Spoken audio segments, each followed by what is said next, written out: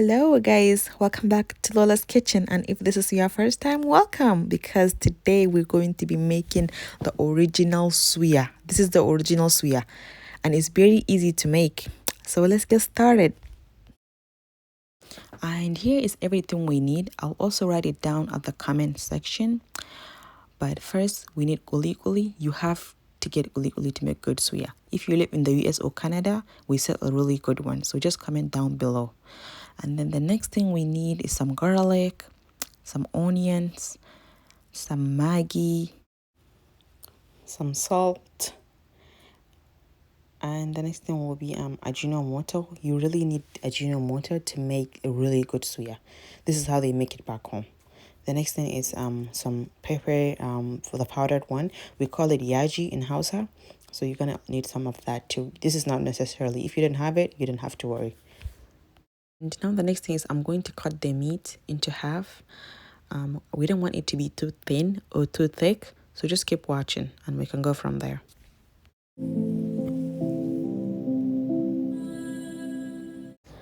And one thing I forget to mention at the beginning was oil. We're going to need some oil.